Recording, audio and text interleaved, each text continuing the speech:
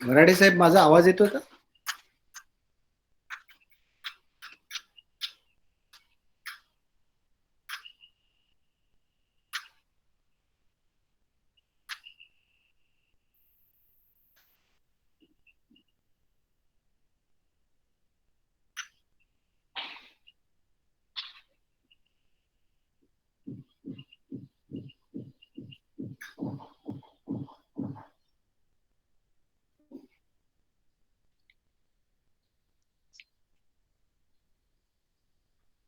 Sir आवाज येतोय sir, तुमचा क्लिअर आहे सर. माझा येतो, वराडे साहेबांचा येतो का? ते म्हणतात मी जॉईन झालोय. बरं, नाही सर आवाज नाही नाही, येत आहे झालेत तुमचा. झालेत, जॉईन झालेत. हा नाही, आवाज नाही येत आहे म्हणून हा, मी कॉल करतो. सर.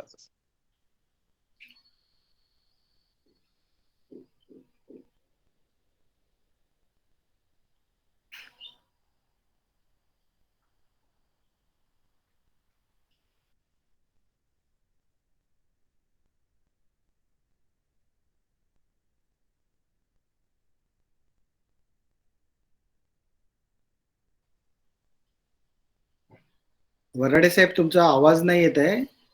माईक ऑफ आहे मला वाटतं तुमचा. माईक ऑन करून बोला.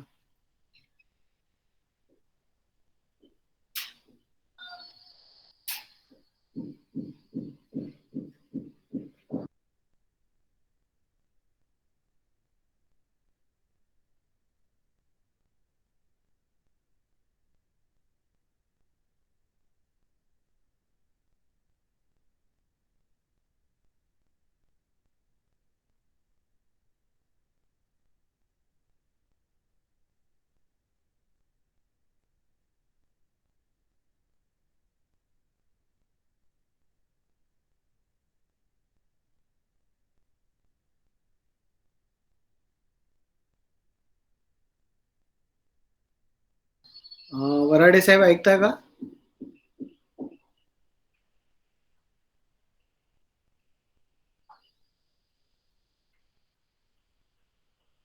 हा, ऐकू येत आता? हा, तुमचा माईक ऑन करून बोला. Yes sir.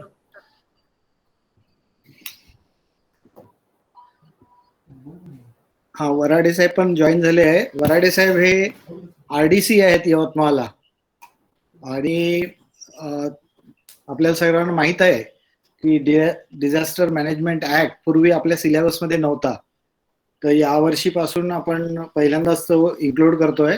कारण जी आता GIDने पॉलिसी केलेली आहे DEची, त्यामध्ये त्यांनी जे 4 विषय असलेच पाहिजे अशा ज्या सूचना दिल्या आहेत, त्यामध्ये डिझास्टर मॅनेजमेंट एक आहे. आणि वराडे साहेबांपेक्षा अधिक क्वालिफाईड कोणी नाही मिळणार आपल्याला. कारण डिझास्टर मॅनेजमेंट ऍक्ट अंतर्गतच जी काही कोविडची परिस्थिती होती ती हाताळण्याचं, आणि आता रिसेंटली आपण जे काही पूर किंवा आपत्ती बघताय इकडे कोकणामध्ये, असे प्रकार एक रेव्हेन्यू ऑफिसर म्हणून योग्यरित्या यवतमाळला हँडल केलेले डॉक्टर वराडे हे आपल्याला मार्गदर्शन करतील. आणि ते मॅरेथॉन रनर आहेत, त्यामुळे त्यांचा स्टॅमिना भरपूर आहे. तुम्ही किती वेळ ऐकण्याची आपली तयारी आहे त्यावर त्यांचं राहील. वराडे साहेब, हे जे ऑफिसर्स आहेत हे range forest officers, assistant conservator of forest आणि IFS ऑफिसर्स, तर ज्यांच्यासाठी सगळ्यांसाठी ही DE कंपल्सरी असते. आपल्यालाही माहित आहे, रेव्हेन्यू ऑफिस सुद्धा असते. तर ते त्यासाठी एक्झाम आमची मोस्टली आता ऑगस्टमध्ये होईल. त्याच्यासाठी पूर्वतयारी म्हणून प्रथमतःच आम्ही अशा प्रकारचे क्लासेस घेत आहे, जेणेकरून लोकांनाही मदत होईल आणि त्यांचं नॉलेज रिफ्रेश होईल, आणि मग परीक्षेच्या वेळी त्यांना उत्तीर्ण होण्याची शक्यता जास्त वाढेल. तर मी आता सर्वांच्या वतीने आपल्याला विनंती करतो, आपण 1 तासाचं लेक्चर ठेवलंय, पण असं काही लिमिट नाही, तुम्ही यू कॅन कंटिन्यू. आणि सगळ्या उपस्थित अधिकाऱ्यांना विनंती करतो की हा ऍक्ट जो आहे, आता याच्याबद्दल खूप सारं ऐकलंय, पण प्रत्यक्षात आपण आपल्याशी कन्सर्न आहे किंवा नाही याच्याबद्दलही तुम्हाला काही शंका असतील तर तुम्ही प्रश्नाद्वारे विचारावं. सो वेलकम वराडे साहेब, प्लीज स्टार्ट. धन्यवाद सर, थँक्यू व्हेरी मच. आणि सगळ्यात पहिले मी वानखेडे सरांचे खूप खूप आभार व्यक्त करतो की सरांनी मला ही संधी उपलब्ध करून दिली. ॲक्च्युअल मी कोणताही लेक्चरर वगैरे नाही आहे किंवा तसं मी रेग्युलर कोणते क्लासेस घेत नाही. परंतु सरांनी काल परवा मला रिक्वेस्ट केली होती की सोमवारी असं सेशन आपल्याला घ्यायचं आहे. तर त्या अनुषंगाने मी थोडीफार तयारी केली आहे. अंमलबजावणी अधिकारी म्हणून बऱ्यापैकी काम करतो. परंतु काही गोष्टी आहेत म्हणजे ऍक्ट म्हटला की फार त्याचं जे विश्लेषण असतं ते फार बारीक असतं आणि त्यामुळे बऱ्याच काही गोष्टी अशा असतात की ज्या पुस्तकात वाचून आपल्याला कळत नाहीत किंवा त्याचा अर्थ हा प्रत्येक जण वेगळा काढत असतो आणि तो वेगळा निघत पण असतो आणि त्यामुळेच ऍक्टचं जे अनालिसिस आहे ते अनालिसिस होत राहतं आणि त्याच्यावर आर्ग्युमेंट्स होत राहतात. म्हणून सर्वप्रथम मी सरांचे आभार व्यक्त करतो. सरांनी मला संधी उपलब्ध करून दिली. आता हा जो ऍक्ट आहे यामध्ये जो डिझास्टर मॅनेजमेंट ऍक्ट आहे हा 2005 चा ऍक्ट आहे. एक छोटीशी पीपीटी पण मी आता केली आहे. तर त्या अनुषंगाने ती पीपीटी पण मी आपल्याला दाखवू इच्छितो. जस्ट आपण फक्त काही महत्वाच्या बाबी आहेत त्या आपण इथे बघूया. शेअर म्हणूया.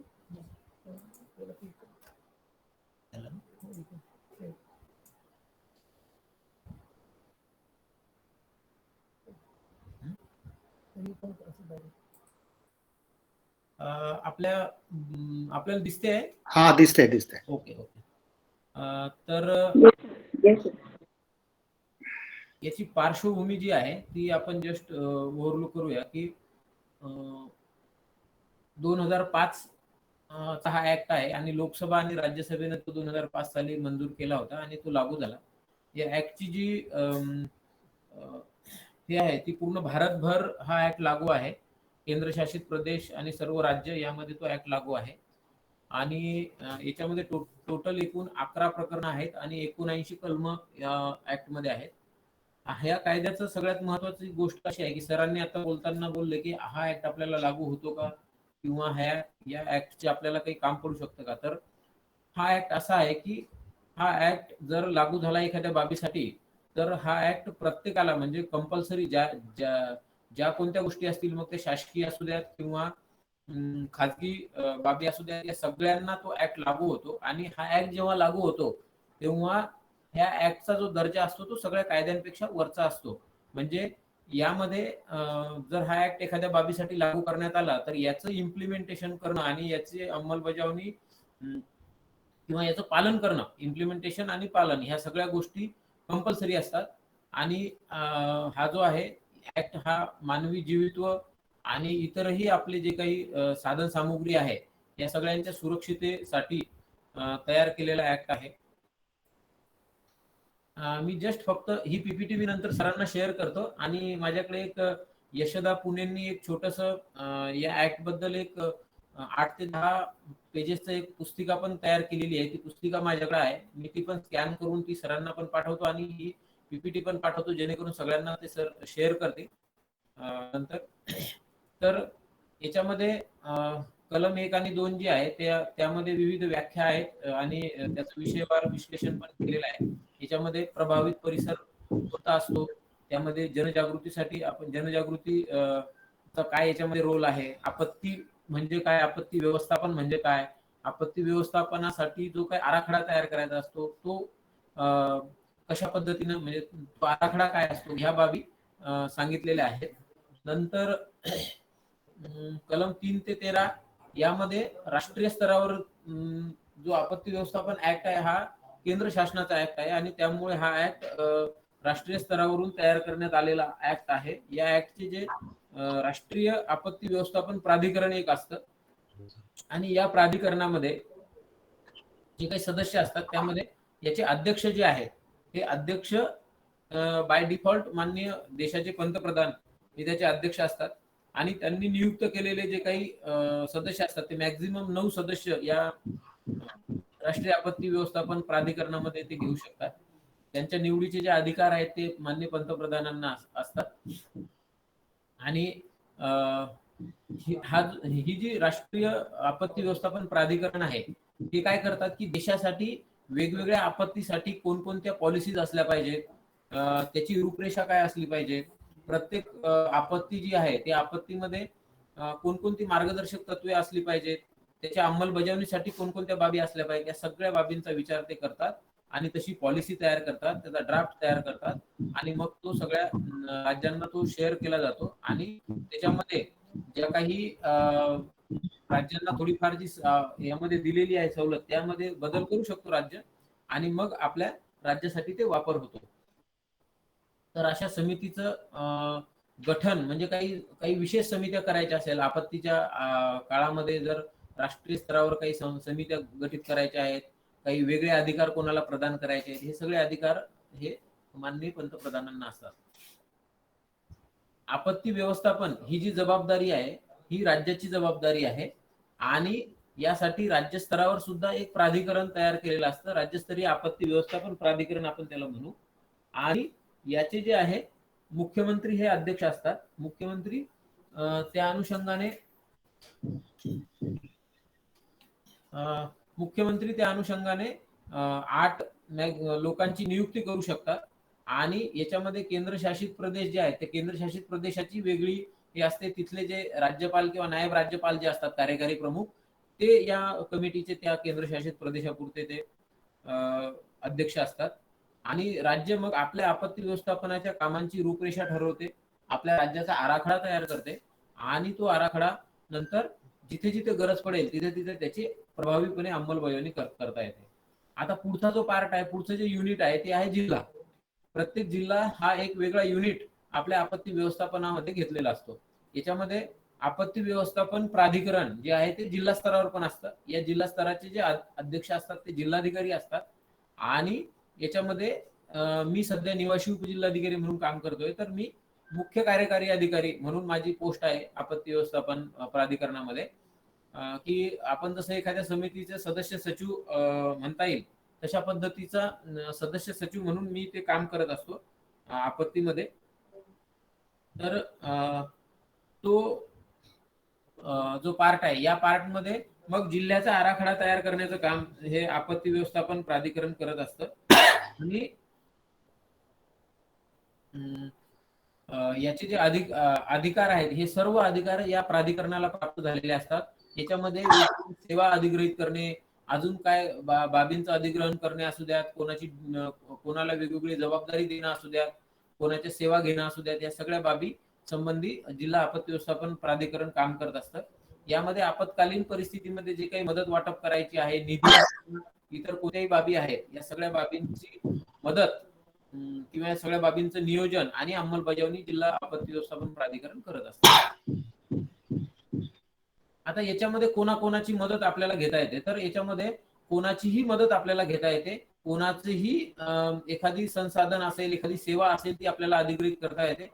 तो खाजगी व्यक्ती असू द्या, तो निम शासकीय बाब असू द्या किंवा शासकीय बाब असू द्या, या सगळ्या बाबींची आपल्याला सेवा अधिग्रहित करता येते.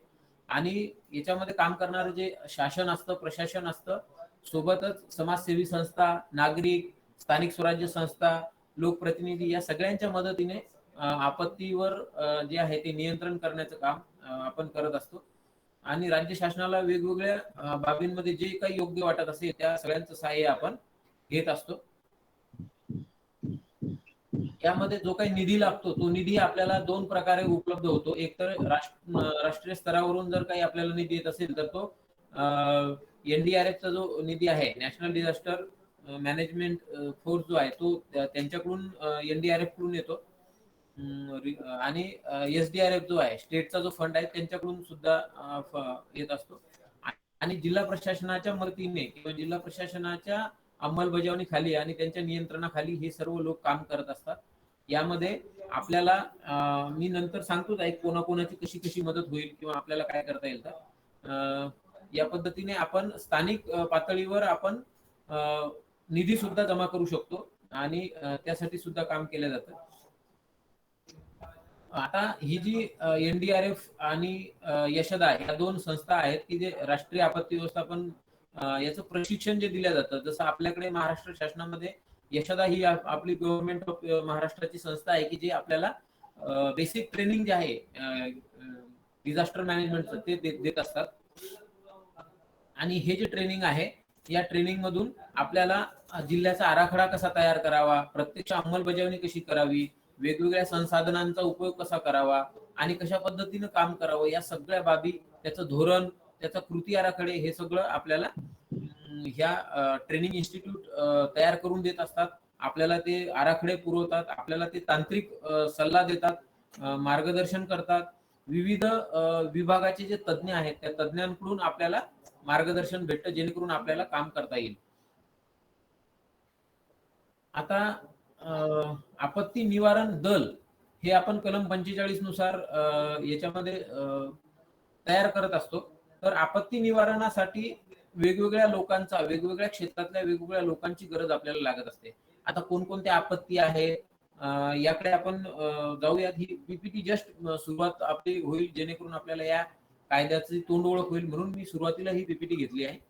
तर याच्यामध्ये ते जे काही आपत्ती निवारण दल आहे त्या दलाची स्थापना करणे, त्याच्यामध्ये लोकांची इन्व्हॉल्वमेंट घेणे, नंतर बाकी ज्या काही सामाजिक संस्था आहेत, विविध नागरिकांचे गट आहेत, या सगळ्या लोकांकडून शासकीय कर्मचारी आहेत, या सगळ्यांची मदत घेऊन आपण आपत्ती व्यवस्थापन करण्यासाठी आपत्ती निवारण दल स्थापन करत असतो. आणि गरजेप्रमाणे शासनाचे जे काही वेगवेगळे GR असतील, फंडिंग असतील, त्याचा आपण बेनिफिट याच्यामध्ये घेत असतो. मी तुम्हाला आता सांगितलं की निधी आपल्याला कुठून मिळतो. राष्ट्रीय स्तरावरून प्रतिसाद निधी भेटतो, नंतर राष्ट्रीय स्तरावरून आपत्ती निवारणाचा पण निधी भेटतो, राज्य स्तरावरचा SDRF चा निधी आपल्याला भेटतो. आणीबाणीच्या काळामध्ये अन्नधान्य, साधन सामुग्री तात्काळ उपलब्ध खरेदी करण्यासाठी जो निधी आहे तो पण उभारला जातो. बऱ्याच वेळेस काय आहे की जिल्हा नियोजन समितीचा जो निधी असतो, जिल्ह्याचा जे मुख्य निधीचा स्रोत आहे, की नियोजन विभागाचा निधी प्रत्येक जिल्ह्याला प्राप्त होत असतो, तो सुद्धा निधी आपल्याला उपलब्ध होतो. आपण वेगवेगळ्या पद्धतीने, जसं PM केअर फंड आहे किंवा मुख्यमंत्री सहायता निधी आहे, यामधून आपण लोकांमधून सुद्धा फंड उपलब्ध करून घेतो. विविध कंपन्या ज्या आहेत, विविध उद्योग जे आहेत, त्या उद्योगातून आपण CSR फंड जो आहे तो सुद्धा उपलब्ध करून घेत असतो. या सगळ्या बाबीतून आपल्याला फंडिंग मिळत असतं.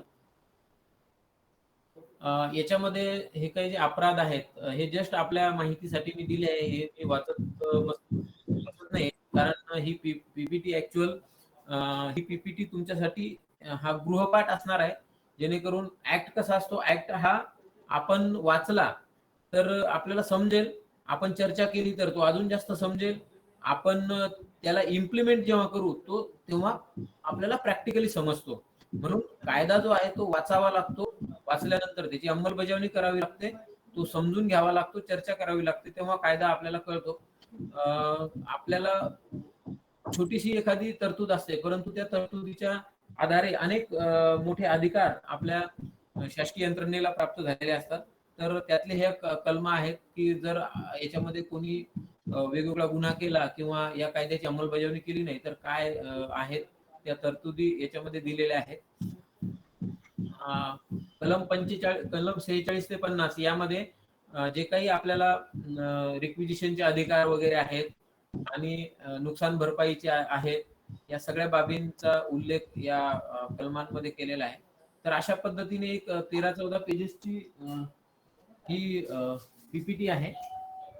ही पीपीटी जस्ट मी इथे थांबवतो, मी नंतर सरांना शेअर करणारच आहे. आता आपण एक या आपत्ती विषयक कायद्याचं एक जनरल जे ऑब्झर्वेशन आहे माझं, त्याबद्दल आपण चर्चा करूया.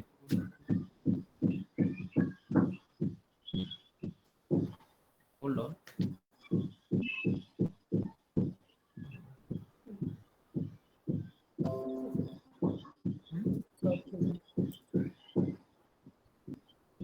तर एक छोटासा प्रयत्न होता, आपत्ती व्यवस्थापन कायद्याचं प्रेझेंटेशन मी या अगोदर केलेलं नाहीये, त्यामुळे काही त्यामध्ये त्रुटी आपल्याला आढळू शकतात. आपण त्या वाचाव्यात. परीक्षेसाठी यामध्ये थोडं तुम्हाला डिटेलिंग करावं लागेल.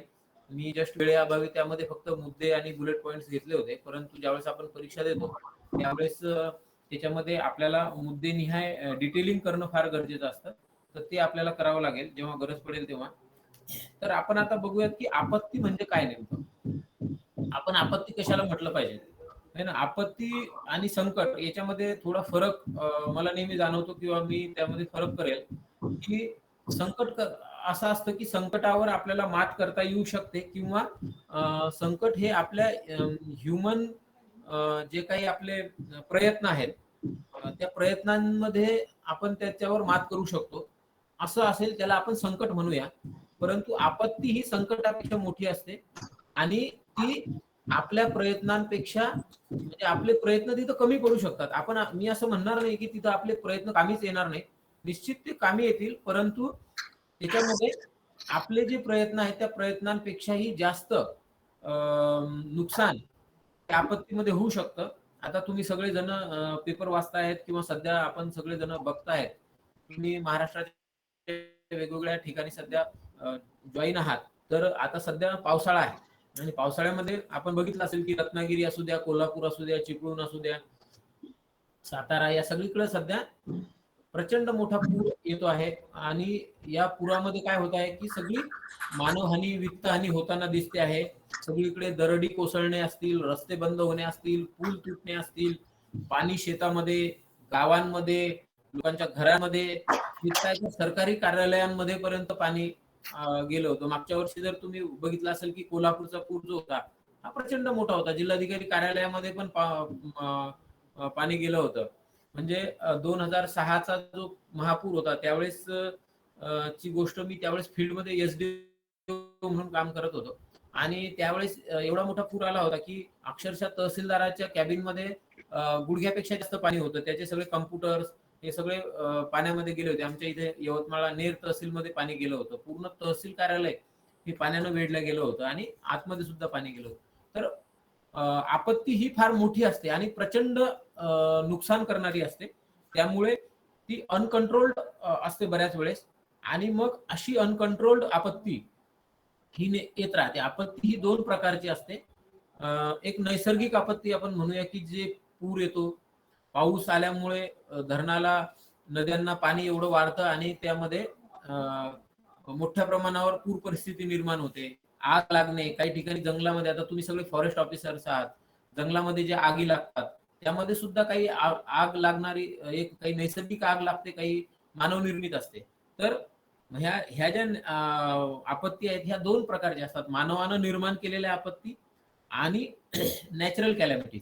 आता नॅचरल कॅलॅमिटी ज्या असतात त्या फार धोकादायक असतात. म्हणजे त्यांचं स्वरूप फार उग्र असतं, फार मोठं असतं. मानवनिर्मित आपत्ती कोणत्या असू शकतात की एखादा मोठा अपघात झाला आहे तर ती एक मानवनिर्मित आपत्ती आहे किंवा एखादा बॉम्ब हल्ला कुठे झालेला आहे, एखाद्या नक्षलवाद्यांनी एखाद्या ठिकाणी मोठा हल्ला केला आहे, युद्ध आहे, ही सगळी मानवनिर्मित आपत्ती आहे. तर यामध्ये मानवनिर्मित आपत्तीमध्ये आपल्याला कुठेतरी एक स्ट्रॅटेजिकली जाऊन आपल्याला त्याच्यावर मात मिळवता येऊ शकते. परंतु नैसर्गिक आपत्ती जी असते ती अनपेक्षित असते, कधी अपेक्षित असते, बऱ्याच वेळेस ती अनपेक्षित असते आणि तिचं जे स्वरूप आहे किंवा आपण म्हणू की तिचा जो एक स्वरूपच आपण त्याला म्हणू की इतकं व्यापक असतं की ते आपण त्याला कंट्रोल करू शकत नाही किंवा आपण ठरल्या पद्धतीने तिकडे जाऊ शकत नाही. आपल्याला बऱ्याच वेळेस असं असतं की आपत्तीमध्ये स्वतः वेळेवर डिसिजन घ्यायचं असतं आणि म्हणून मग बऱ्याच गोष्टी अशा असतात की आपण नियोजन करू शकतो, बऱ्याच गोष्टींचं नियोजन करता येत नाही, बऱ्याच गोष्टी आपल्या नियोजनातून सुटून जातात किंवा आपल्या कल्पनेच्या बाहेरची गोष्ट आपत्तीमध्ये आपल्याला दिसून जाते आणि मग त्यामुळे आपण तशा पद्धतीने त्या संकटाला समोर जाण्यासाठी तयार नसतो, 100% तयार नसतो. परंतु ठीक आहे की आपत्ती नैसर्गिक असेल, ती आपल्या कंट्रोलच्या बाहेरची असेल, 100% आपण त्यासाठी प्रिपेअर्ड असू शकणार नाही किंवा आपण 100% प्रयत्न केला प्रिपेअर्ड होण्याचा तरी आपण प्रिपेअर्ड होऊ शकलो नाही. परंतु आपण मॅक्झिमम बाबींसाठी तयार असलं पाहिजे आणि आपण जर मॅक्झिमम बाबींसाठी तयार असलो तर काय होईल, नुकसान मात्र होणारच आहे. आपत्ती आली की आपत्तीमध्ये नुकसान ठरलेलं आहे. फक्त आपल्या हातामध्ये काय आहे की कमीत कमी नुकसान व्हायला पाहिजे. मग सगळ्यात पहिली प्रायोरिटी आपण काय देतो की मनुष्यहानी जीवितहानी म्हणजे मनुष्य असेल, जनावर असतील, पशुपक्षी असतील, यांची हानी व्हायला नाही पाहिजे, ही पहिली प्रायोरिटी असते. त्यानंतर म्हणजे त्यांना वाचवणे, त्यांना त्या आपत्तीतून बाहेर काढणे हा आपला पहिला उद्देश असतो. दुसरा उद्देश असतो की संपत्ती जी आहे, वेगवेगळी संसाधनं जी आहेत, त्याचा आपण त्याला वाचवणे किंवा त्याचं नुकसान होऊ न देणे हे असतं. तर नॅचरल कॅलॅमिटीमध्ये पूर आहे, आग आहे, ज्वालामुखी आहे, भूकंप आहे, अशा वेगवेगळ्या आपत्ती ह्या नैसर्गिक याच्यामध्ये येऊ शकतात. तर ह्या ज्या आपत्ती आहेत, ह्या आपत्तींमध्ये आता कोणतीही आपत्ती असेल तर त्या आपत्तीमध्ये काही बाबी असतात की ज्या कॉमन असतात.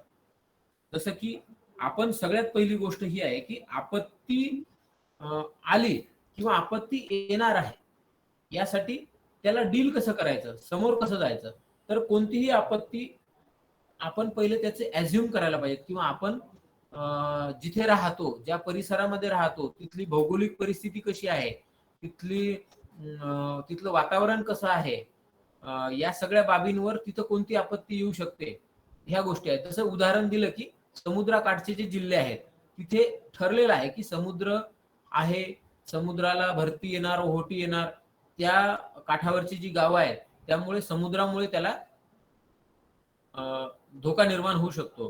हे झालं पहिलं अझम्पशन. दुसरं अझम्पशन असं आहे की जी समुद्रा किनारी आणि किंवा पर्वताच्या खाली जी गावं असतात, त्या गावांमध्ये पुराचा धोका जास्त असतो. पाणी म्हणजे पाणी खूप पडतो अशा ठिकाणी जिथं निश्चित पावसाचा प्रदेश आहे, जिथं सरासरीपेक्षा प्रचंड जास्त मोठ्या प्रमाणावर पाऊस होतो, तिथे पुराचा धोका येणार, पाऊस जास्त होणार, म्हणजे ती एक आपत्ती ठरलेली आहे. काही भूकंप प्रवण प्रदेश जे असतात, ज्याच्यामध्ये 2-3 प्रकार केलेले आहेत भूकंपाच्या याच्यामध्ये, की जो धोकादायक नाही असा, जो मध्यम स्वरूपाचा धोकादायक आहे असा, जो तीव्र स्वरूपाचा धोकादायक आहे असा, अशा पद्धतीच्या लेव्हल्स त्यांनी भूकंपाच्या बाबतीत केलेल्या आहेत. तर त्या अनुषंगाने जो काही जिओलॉजीचा अभ्यास झालेला आहे, जीएसडीएनं केला असेल, जिओलॉजी शास्त्रज्ञांनी केला आहे, आपले जे काही सगळं पृथ्वीमध्ये परिवर्तन होत गेलं आणि ही सगळी उत्क्रांती होत गेली, या उत्क्रांतीमध्ये जे काही बदल होत गेले, तुम्हाला सगळ्यांना माहित आहे, भूगर्भामध्ये जे काही बदल होत गेले, त्या बदलाच्या अनुषंगाने जे काही आपल्या भूगर्भामध्ये, आपल्या खडकांच्या रचनेमध्ये, आपल्या जमिनीमध्ये जे काही बदल होत गेले आहेत, त्यानुसार ते भूकंपाचे प्रदेश जे आहेत ठरलेले आहेत. आणि मग यानुसार प्रत्येक आपत्तीच्या याचं नियोजन आपल्याला करणं गरजेचं असतं. म्हणून आपण ठरवून ठेवलं पाहिजे की नियोजन कसं करायचं आहे. तर सगळ्यात महत्वाची बाब आहे की आपत्तीचं स्वरूप समजून घेणं हा पहिला पार्ट आहे. आपत्ती येणार आहे हे आपण गृहीत धरलेलं आहे. आपत्तीचं स्वरूप आपल्याला ठरवता आलं पाहिजे. जसं विदर्भामध्ये मी राहतो सध्या अमरावती विभागामध्ये, तर अमरावती विभाग हा बऱ्यापैकी वेगवेगळ्या आपत्तीच्या अनुषंगाने सुरक्षित मानला जाणारा विदर्भ हा प्रांत आहे. जसं की इकडे सुनामी येणार नाही कारण समुद्र किनारा नाहीये.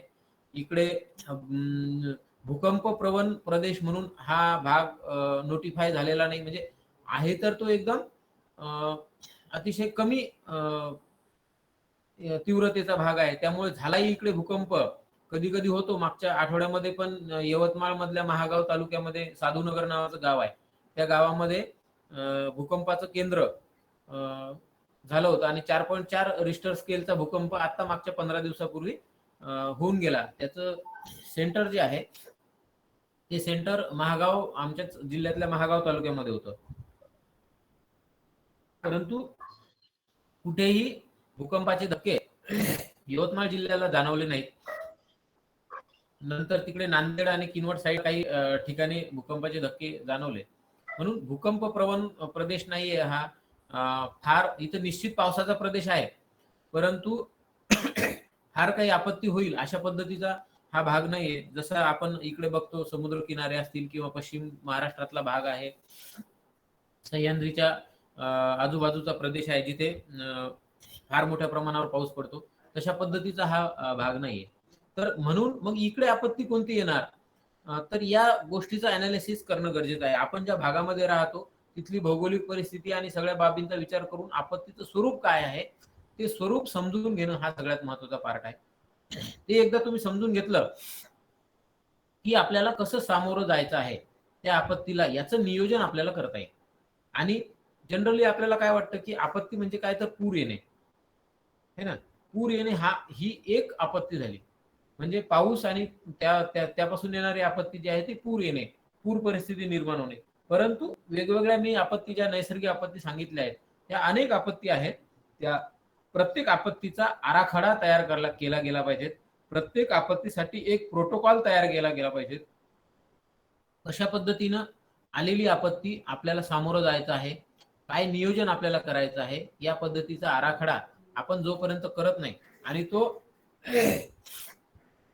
स्थानिक परिस्थिती विचारात घेता करायला पाहिजे. बरोबर आहे. ज्या ठिकाणी ज्या बाबींची उपलब्धता आहे त्या उपलब्ध बाबींचा आपल्याला उपयोग करून घ्यायचा असतो. त्यामुळे पहिला आहे की स्वरूप समजून घेतल्यानंतर दुसरा जो पार्ट असतो तो आहे की या सगळ्या गोष्टींचं नियोजन करणे. कारण आपण अगोदर जर नियोजन केलं, वेल प्लॅनिंग जर आपण केलं, तर आपल्याला पुढे कमीत कमी आपत्तीला सामोरं जावं लागेल किंवा कमीत कमी नुकसान आपलं होईल. आणि म्हणून याचं प्लॅनिंग तयार करणं, याचं नियोजन तयार करणं, मग या प्रकारची एक्स प्रकारची आपत्ती आली तर काय काय आपण नियोजन करून ठेवलेलं पाहिजे. पूर आला, पूर येणार आहे, आपल्या जिल्ह्याचा आपला पूर्ण अभ्यास पाहिजे. कोणत्या नद्या आहेत, कोणते नाले आहेत, कोणत्या नदीवर कोणतं धरण आहे, त्या धरणाच्या काठावर कोणते गावं आहेत, ती नदीला पूर जर आला तर नदीच्या दोन्ही बाजूने असणारे गावं कोणते आहेत, कोणता नाला हा नदीला कुठे जाऊन मिळतो, तिथे ते कशा पद्धतीने पूर परिस्थिती निर्माण होते, शेतीचं कसं नुकसान होते, लोकांना कुठले विस्थापित करावं लागणार आहे, कोणत्या गावाला धोका आहे पुराचा, या सगळ्या पद्धतीचा अभ्यास आपल्याला अगोदर करावा लागेल. मायक्रो प्लॅनिंग करावं लागेल, गावागावाचा अभ्यास करावा लागेल. त्या ठिकाणी कशा पद्धतीनं त्यांना आपल्याला रेस्क्यू करावं लागेल. जर अशी काही आपत्ती आली तर आपण काय करणार, पहिले आपत्ती आली किंवा आपत्ती येणार आहे या गोष्टीची सूचना देण्यापासून सगळ्या गोष्टी सुरू होतात. बघा, प्रॉपर कम्युनिकेशन सगळ्यात महत्वाचं आहे. आपत्ती व्यवस्थापनाचा हा गाभा आहे की तुमचं प्रत्येक आपत्तीमध्ये तुमचं कम्युनिकेशन कसं आहे. तुम्ही जर व्यवस्थित कम्युनिकेशन केलं तर निश्चित काहीही अडचण येत नाही. मी तुम्हाला सांगतो की एक उदाहरण तुम्हाला देतो की मिसकम्युनिकेशनचं उदाहरण काय असतं. मी यवतमाळ जिल्ह्यातल्या वणीला एसडीओ म्हणून 2011 ते 2013 काम करत होतो. त्यावेळेस काय झालं की आमच्याकडे वणी आणि चंद्रपूर या दोन जिल्ह्याच्या बॉर्डरवर एक गाव आहे. इकडे यवतमाळ जिल्ह्यात वड आहे आणि इकडे यवतमाळ जिल्ह्यात जुगात आहे आणि चंद्रपूर जिल्ह्यात वड नावाचं गाव आहे. त्याला वड जुगात असं म्हणतात. तिथे वर्धा आणि पैनगंगा या दोन नद्यांचा संगम होतो, म्हणून त्याला वड जुगात असं ते दोन्ही गाव आहेत. हे जुगात गाव हे वणीमध्ये आहे.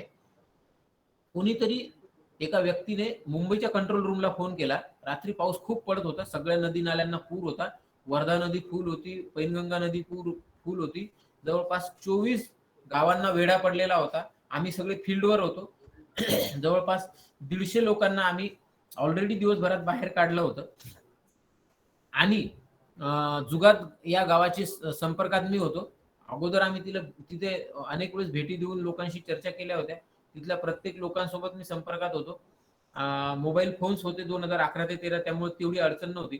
आणि कोणीतरी चुकीनं फोन केला मंत्रालयाच्या कंट्रोल रूमला की जुगात नावाचं गाव जे आहे वणी तालुक्यातलं, ते यवतमाळ जिल्ह्यामधलं, ते वाहून जात आहे रात्री आणि 150 लोकसंख्या आहे. पूर्णच्या पूर्ण लोकांना जलसमाधी भेटणार आहे आणि त्यांना तुम्हाला वाचवायला पाहिजेत आणि आता 2 तासात जर वाचवलं नाही तर ते गाव वाहून जातं.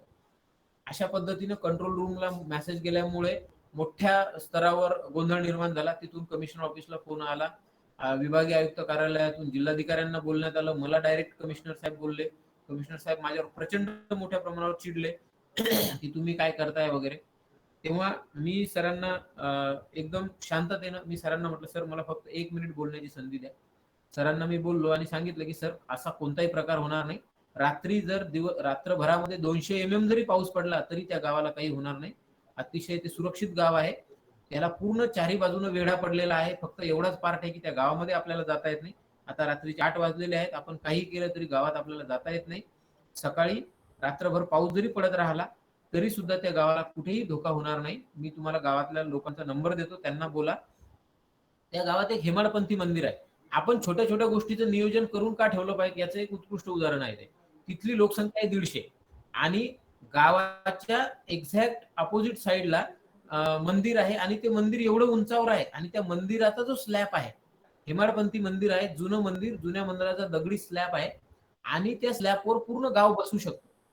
म्हणजे तिथे वर जर चढले तर नदीला कितीही पाणी आलं तरी त्या मंदिराच्या पायथ्यापर्यंतही पाणी, म्हणजे पायथ्यापर्यंत पाणी येतं, पायथ्याच्या वर पाणी जात नाही.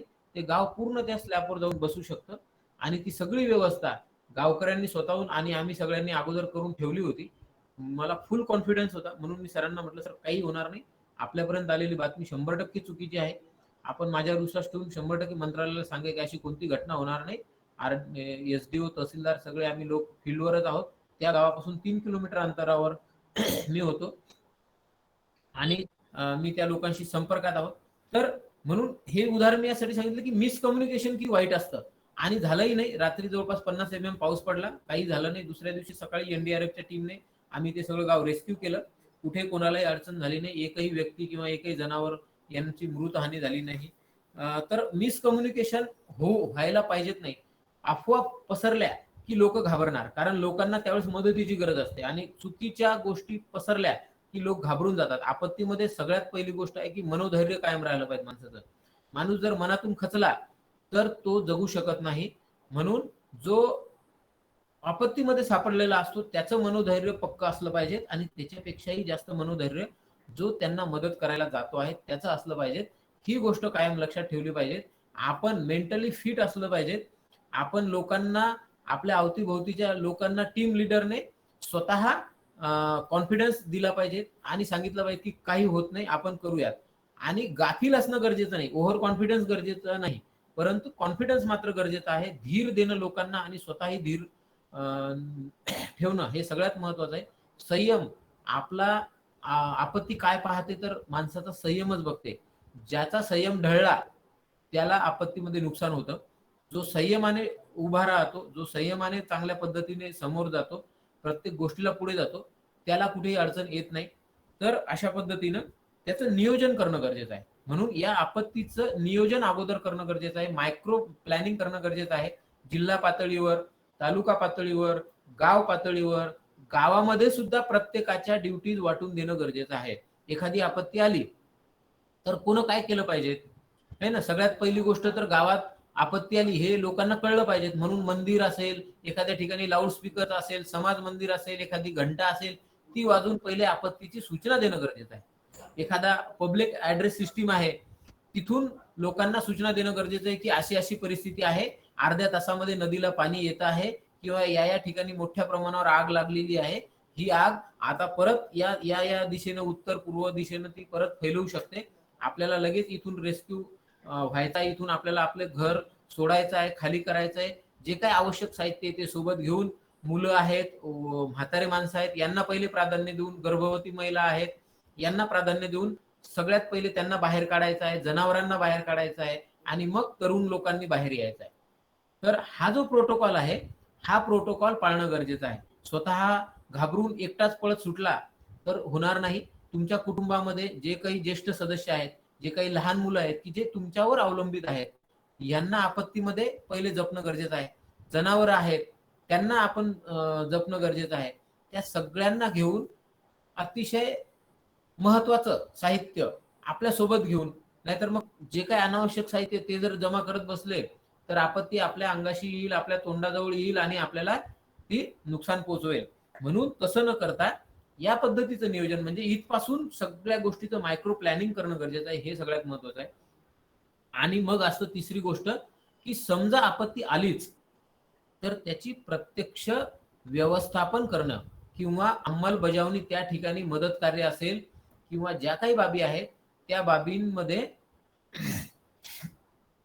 लोकांना रेस्क्यू करणं, लोकांची मदत करणं, लोकांना त्या आपत्तीतून बाहेर काढणं, म्हणजे याला म्हणू आपण प्रत्यक्ष अंमलबजावणी.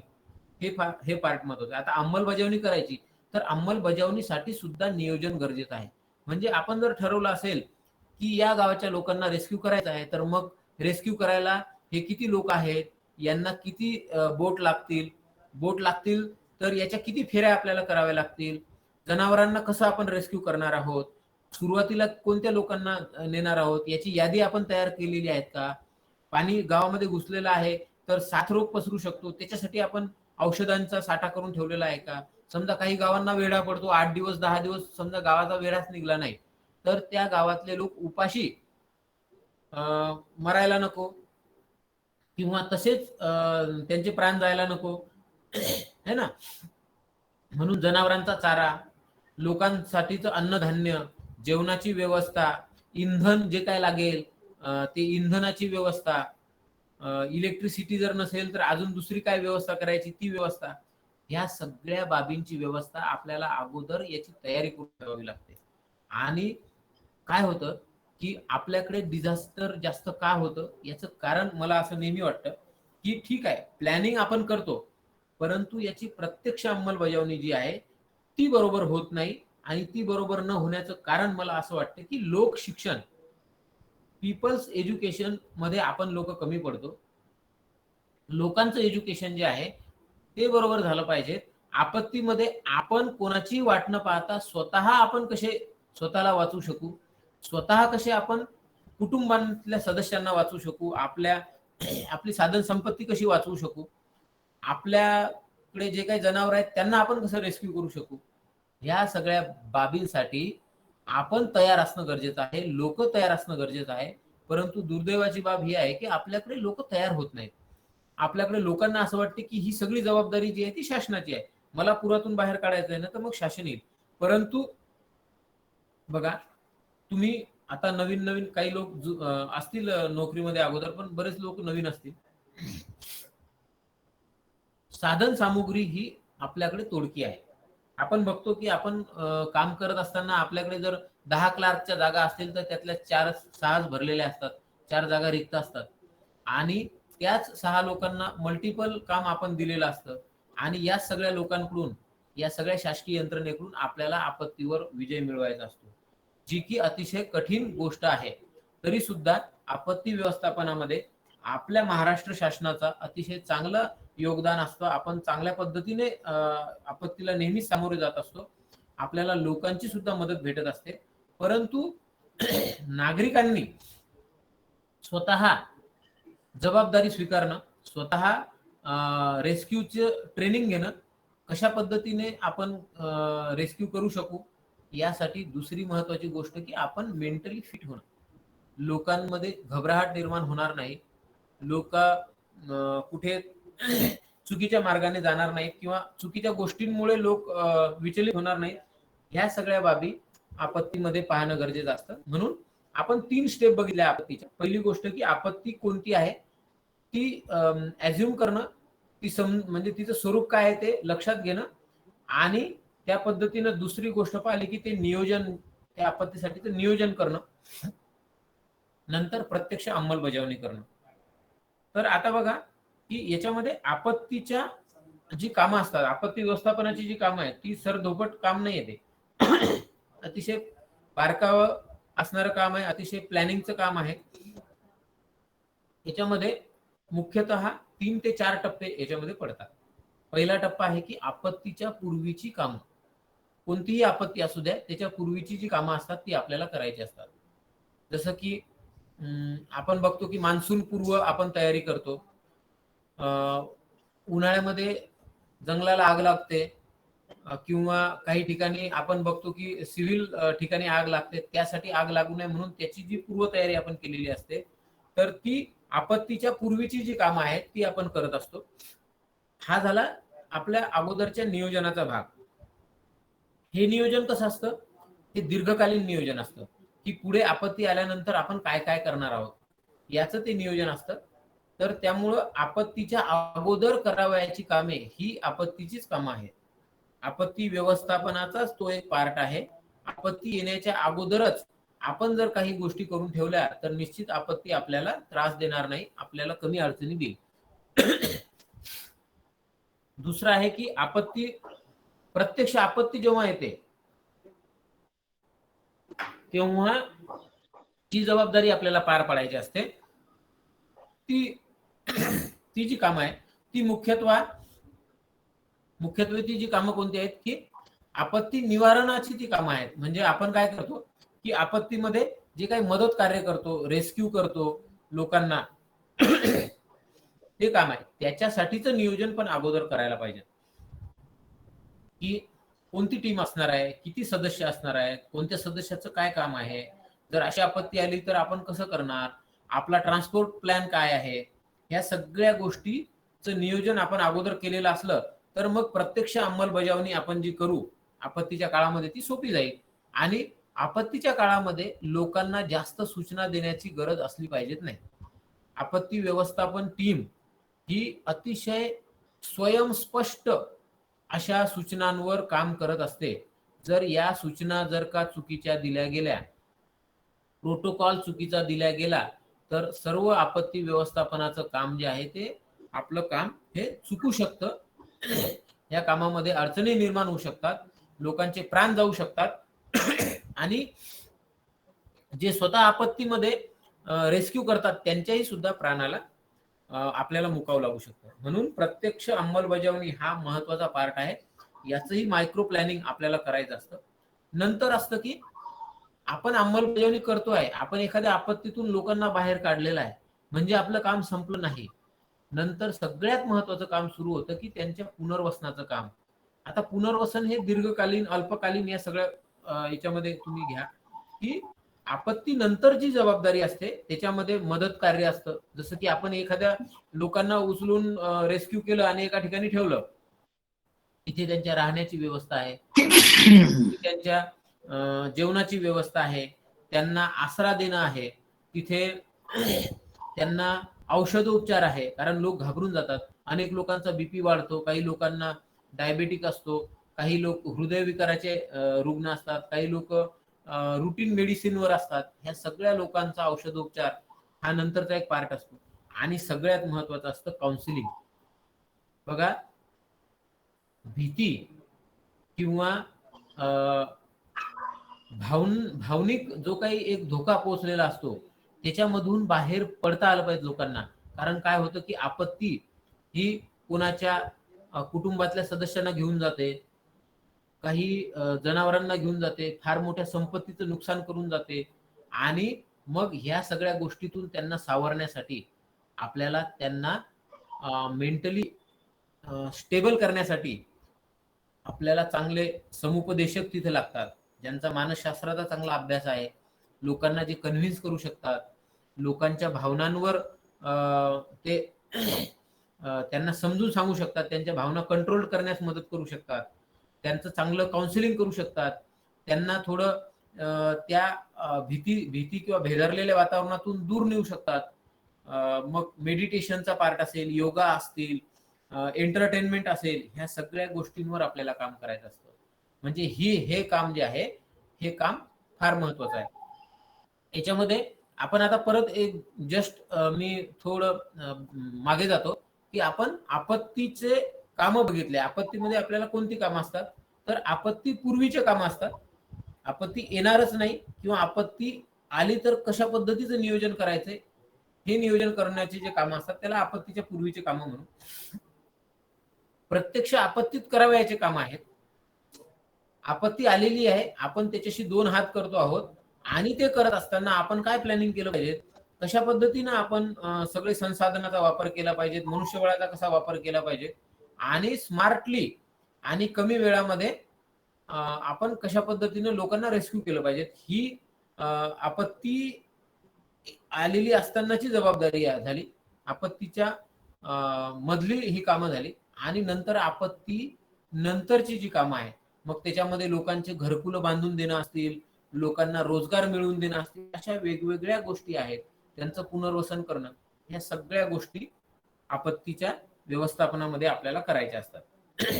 आता बघा, कोणतीही आपत्ती असेल तर काही कॉमन बाबी आहेत. एका आपत्तीबद्दल आपण इथं बोलत नाही आहोत. कोणतीही आपत्ती असेल त्याची कॉमन गोष्ट आहे. पहिली गोष्ट म्हणजे त्याचं मायक्रो प्लॅनिंग करणं गरजेचं आहे. आपण अगोदर बोललो, प्रत्येक गोष्ट आपल्या नियोजनामध्ये आली पाहिजे. मग मायक्रो प्लॅनिंग करताना आपण फक्त बसून टेबलवर बसून काम करणं गरजेचं नाही. फील्ड व्हिजिट्स आहेत, त्या क्षेत्रातले तज्ज्ञ लोक आहेत, त्यांच्याशी चर्चा आहेत, वेगवेगळे रेफरन्सेस आपण वापरले पाहिजेत. ज्या ठिकाणी आपत्तीचं मोठं काम होतं अशा ठिकाणी भेटी देणं आहे. तिथे कोणत्या पद्धतीनं काम केलेलं आहे. आता ऍडव्हान्स काही टेक्नॉलॉजी आलेली आहे का त्याचा अभ्यास करणं आहे. गुगल आहे. टेक्नॉलॉजीचा वापर करण्यासाठी आपल्याला ऑनलाईन काही मटेरियल उपलब्ध आहे का ते बघणं आहेत. वेगवेगळे सेमिनार्स घेणं आहेत. त्याच्यातून माहिती कलेक्ट करणं आहे. वेगवेगळं प्रशिक्षण आहेत. प्रशिक्षणातून काही गोष्टी समोर येतील. या सगळ्या गोष्टींचं मायक्रो प्लॅनिंग सुरुवातीला करणं गरजेचं आहे. आणि फक्त ढोबळ प्लॅनिंग करून चालत नाही. प्रत्येक गोष्टीचं प्लॅनिंग करणं आहे. वस्तुनिष्ठ प्लॅनिंग जेव्हा आपण करू तेव्हाच आपण पुढे चांगला आराखडा तयार करू शकू आणि पुढे हिमतीने आपण एखाद्या आपत्तीला पुढे जाऊ शकू. हा महत्वाचा पार्ट आहे. नंतर असतो की उपलब्ध संसाधनं जे आहेत आपल्याकडे जे काही संसाधनं उपलब्ध आहेत त्यांचा प्रभावीपणे वापर आपल्याला करायचा असतो. आपत्तीमध्ये सगळ्याच गोष्टी उपलब्ध असतील असं नाही. मग जिथे ज्या काही गोष्टी आहेत म्हणजे आपण एखाद्याला वाचवण्यासाठी लाकडी ओंडक्याचाही वापर करू शकतो आणि लाईफ जॅकेटचाही वापर करू शकतो. पण लाईफ जॅकेट आपल्याकडे कमी असतील तर आपल्याला एखादा ओंडका असेल जो आपण हे करून ठेवलेला असेल, आयडेंटिफाय करून ठेवला असेल, तिथून आपण 2 लोकांचे प्राण पण वाचू शकू. म्हणजे जे काही स्थानिक संसाधनं उपलब्ध आहेत त्यांचा प्रभावीपणे वापर आपल्याला करता आला पाहिजे. जर तो प्रभावीपणे वापर आपण करू शकलो नाही तर आपण आपत्तीमध्ये फेल होऊ. ही गोष्ट आपण लक्षात ठेवली पाहिजे. अजून एक महत्वाचा पार्ट काय की धोके ओळखता आले पाहिजेत. आपल्याला अगोदरच धोके ओळखता आले पाहिजेत. कोणकोणता धोका होऊ शकतो. परसेप्शन्स आपले क्लिअर पाहिजेत की आपण आपलं व्हिज्युअलायझेशन क्लिअर पाहिजेत की आपल्याकडे या 3 प्रकारच्या आपत्ती येऊ शकतात. मग या 3 प्रकारच्या आपत्ती आल्या त्यांचं जर इतकं रुद्र स्वरूप असलं तर आपण काय करू शकतो. म्हणून याचं व्हिज्युअलायझेशन आपलं महत्वाचं आहे. मग ते व्हिज्युअलाइज आपण केलं तर मग त्या परिस्थितीमध्ये आपल्याला कोणते साधनं गरजेचे असणार आहे, किती मनुष्यबळ लागणार आहे, काय काय वस्तू आपल्याला लागतील, काय काय बाबींचा आपण संग्रह करून ठेवला पाहिजे. त्या सगळ्या गोष्टीचे धोके आपल्याला अगोदर ओळखता आले पाहिजेत. ते जर आपल्याला ओळखता आले तर आपल्याला निश्चित समोर चांगलं प्लॅनिंग करता येईल. नंतर आहे समन्वय. तुम्हाला सांगतो तुम्ही जर एखाद्या म्हणजे आर्मी किंवा एनडीआरएफच्या टीम सोबत जर तुम्ही कधी काम केलं असेल तर त्यांच्याकडून एक गुण असतो शिकण्याचा. एक गोष्ट आहे की त्यांचा एक युनिट कमांडर असतो किंवा त्याला कॅप्टन म्हणू आपण सोप्या भाषेमध्ये. त्याच्याच सूचना चालतात. बाकी कोणीही सूचना करत नाही. एक गोष्ट कधी ध्यानात ठेवली पाहिजे की जी काही कमांड आहे ती सिंगल हँडेड कमांड पाहिजे. 4 लोक 4 गोष्टी सांगतील आणि मग वेगवेगळ्या पद्धतीने लोक काम करतील असं जर झालं तर ते पूर्ण कोलॅप्स होईल. सूचना देणारा एकच व्यक्ती पाहिजे. तो लायबल पाहिजे. त्याला आपत्ती समजली पाहिजे. त्याने योग्य सूचना दिल्या पाहिजेत आणि त्याने दिलेल्या योग्य सूचनांचा अंमल जर झाला तरच आपण आपत्तीतून बाहेर पडू शकतो. मी तुम्हाला परत एकदा उदाहरण देतो की जो जुगात नावाच्या गावातल्या लोकांना आम्ही एनडीआरएफच्या टीमच्या मार्फत काढलं होतं. तर कॅप्टन वैरवनाथन असं त्यांचं नाव होतं. ते त्या टीमचे लीडर होते. आमच्याकडे सकाळी 8:30-9 वाजता ती टीम पोहोचली. फील्डवर ते पोहोचल्यानंतर त्यांनी कोणीही काही बोललं नाही. त्यातले 4 लोक गेले.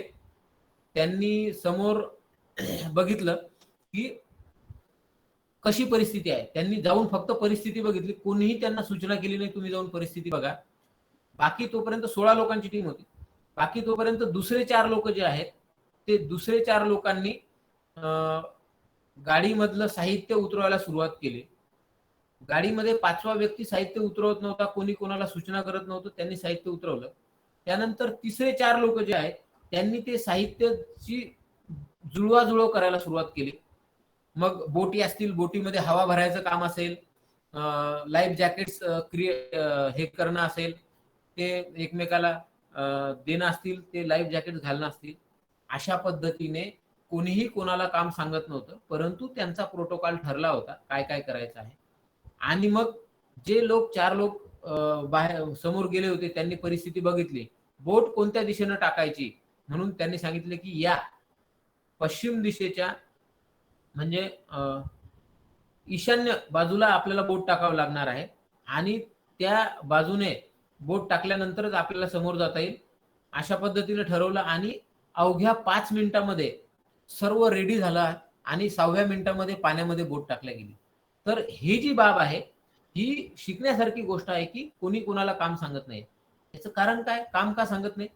कारण अगोदर त्यांचा रोल जो आहे तो आयडेंटिफाय झालेला आहे. सगळं ठरलेलं आहे त्यांचं. सगळा प्रोटोकॉल ठरला आहे. त्याची पद्धती ठरली आहे. त्यांच्या सूचना अगोदरच्या ठरलेल्या आहेत. जिथे आवश्यक असेल तिथेच सूचना दिल्या जातील. नाहीतर सूचना देण्याची गरज नाही. आपल्याकडे कोणी काम सांगितल्याशिवाय आपण काम करत नाही. ही गोष्ट आहे. त्यामुळे आपत्तीमध्ये स्वयंशिस्त आणि काटेकोर सूचना ह्या सगळ्या गोष्टी महत्वाच्या आहेत आणि ह्या सगळ्या गोष्टी उत्कृष्ट समन्वयाचं ते उदाहरण आहे. म्हणून समन्वय असणं हा फार गरजेचा आहे. या गोष्टींचा समन्वय जर असला तरच आपल्याला काम करता येईल. नंतर आहे की वर्क डिस्ट्रीब्युशन. कामाचं वाटप हे फेअर व्हायला पाहिजे. प्रत्येकाला त्याचा रोल समजला पाहिजे. प्रत्येकाला ते काम वाटून दिलेलं पाहिजे आणि तो त्याच्यामध्ये मास्टर असला पाहिजे आणि त्यानं ते काम तेवढ्याच आत्मीयतेनं किंवा तेवढ्याच जबाबदारीनं ते काम केलं पाहिजे. त्याने जर ते काम चुकवलं तर त्याच्यावर अवलंबून असणारे पुढचे 4 लोक हे आपत्तीमध्ये जाऊ शकतात. ते अडचणीत येऊ शकतात. म्हणून वर्क डिस्ट्रीब्युशन जे आहे ते फार महत्वाचं आहे आपत्तीमध्ये. ते आपल्याला करावं लागतं. आपल्या आयडिया ह्या 100% क्लिअर असल्या पाहिजे. काही गोष्टी अशा असतात की त्याची आयडिया आपल्याला येणार नाही, परंतु त्या गोष्टीसाठी टीम लीडर असतील किंवा अजून कोणी असतील जे वेळेवर डिसिजन घेतील ते आपण घेऊयात. परंतु सगळेच डिसिजन वेळेवर घेण्याची गरज नसते. बऱ्याच गोष्टी आपण आयडेंटिफाय अगोदर करून ठेवलेल्या असतात. त्यामुळे त्या आयडेंटिफिकेशन नुसार आपल्या ज्या आयडिया आहेत त्या एकदम क्लिअर असल्या पाहिजेत. त्यानुसार आपण काम करायला घेतलं पाहिजे. नंतर आहे की रिपोर्टिंग प्रॉपर असलं पाहिजे. सगळ्यात महत्वाची गोष्ट काय आहे की रिपोर्टिंग असणं गरजेचं आहे. तुम्ही प्रशिक्षणामध्ये आम्हाला पण एक खेळ शिकवला होता की आपण युट्यूबवर पण बघितलं असेल बऱ्याच वेळेस किंवा जे मॅनेजमेंटचे फंडे आहेत, मॅनेजमेंटचे जे क्लासेस आहेत त्यामध्ये सुद्धा अशा पद्धतीचे गेम्स खेळल्या जातात की एक गोष्ट सांगितल्या जाते आणि ती 100 लोकांना तीच गोष्ट सांगितल्या जाते. पहिल्या व्यक्तीने जी गोष्ट पहिल्या व्यक्तीला जी सांगितलेली असते 100व्या व्यक्ती पर्यंत किंवा 25व्या व्यक्तीपर्यंत ती गोष्ट मूळ गोष्ट वेगळी असते आणि त्यानं ऐकलेली गोष्ट वेगळी असते. त्यामुळं हे सगळं चुकीचं होतं. अफवा अशाच पद्धतीने पसरवल्या जात असतात. तर म्हणून प्रॉपर रिपोर्टिंग गरजेचं आहे. जे असेल तेच रिपोर्टिंग, जेवढं आवश्यक आहे तेवढंच रिपोर्टिंग देणं गरजेचं आहे आणि कमीत कमी सूचना देणं गरजेचं आहे. विनाकारण सूचना देणे, विनाकारण लोकांमध्ये संभ्रम निर्माण करणे ह्या गोष्टी आपत्तीमध्ये करून चालणार नाही. ह्या गोष्टीचं भान आपण ज्यावेळेस आपत्तीमध्ये काम करतो त्यावेळेस आपल्याला असलं पाहिजे. नंतर एक आहे की अफवा न पसरवणे, अफवांवर विश्वास न ठेवणे. आपत्ती व्यवस्थापनामध्ये ज्या लोकांच्या सूचना ऐकल्या पाहिजेत त्यांच्याच सूचना ऐकायच्या. बाकी इतर कोणी लोक काही सांगतात ते अजिबात ऐकायचं नाही. आणि आपण एखाद्यानं सांगितलंही असेल आपल्याला तरी ती गोष्ट खात्री केल्याशिवाय कधीही कोणाला सांगायची नाही. त्या गोष्टीमध्ये तथ्य असेल, तुम्हाला माहित आहे की हे तथ्य आहे, परंतु समोरच्याला सांगितल्यानंतर समोरच्याचं मनोधैर्य खच्चीकरण होऊ शकतं. त्याला भीती वाटू शकते. तो मानसिकरित्या अतिशय दुर्बल होऊ शकतो किंवा आपत्ती निवारणामध्ये त्याचा काही फायदा नाही अशी माहिती अजिबात सांगायची नाही. अशी माहिती अजिबात समोर ढकलायची नाही किंवा मला एखादी गोष्ट कळली म्हणजे मी लगेच ती कळवली पाहिजे असं नाही. जी गोष्ट महत्वाची आहे, जी गोष्ट आपत्ती निवारणासाठीच गरजेची आहे त्याच गोष्टी फक्त आपण समोर नेल्या पाहिजेत किंवा तेवढ्याच गोष्टी सांगितल्या पाहिजेत. कोणतीही अफवा आपण स्वतः पसरवणार नाही किंवा इतर कोणी पसरवणार नाही याची काळजी घेणं हे आपत्तीचं फार मोठं महत्वाचं काम आहे. नाहीतर मग आता सोशल मीडिया आहे, एक व्यक्ती मेला किंवा एक व्यक्ती वाहून गेला तर 10 लोक वाहून गेले अशा पद्धतीनं आपल्याकडं सूचना येतात. आणि सगळ्यात महत्वाची गोष्ट आहे की त्या सूचना आपण कोणतीही खात्री न करता कॅरी फॉरवर्ड करत राहतो, पुढे ढकलत राहतो. ही गोष्ट फार बेजबाबदारीची आहे. ही नागरिकांनाही कळलं पाहिजे, आपत्ती व्यवस्थापनात काम करणाऱ्या अधिकाऱ्यांना, कर्मचाऱ्यांनाही कळलं पाहिजे आणि सर्वच लोकांना ह्या गोष्टी कळल्या पाहिजेत. म्हणून हे महत्वाचं आहे. जबाबदाऱ्यांचं योग्य वाटप करणे हे मी तुम्हाला अगोदरच सांगितलं आहे की योग्य रीतीनं जबाबदारी वाटून दिली पाहिजे. नंतर कम्युनिकेशन योग्य असणं गरजेचं आहे. प्रॉपर कम्युनिकेशन असणं आपलं गरजेचं आहे आणि प्रत्येक वेळी आवश्यक असणारे अलर्ट्स आणि आवश्यक असणारे अपडेट्स हे सर्वांपर्यंत पोहोचणं गरजेचं आहे. जसं की एखाद्या याला आग लागली असेल तर ती आग किती दूरपर्यंत लागलेली आहे, ती केव्हापासून लागलेली आहे, ती आग विझवण्यासाठी आपल्याला अजून किती फायर ब्रिगेड्स लागणार आहेत,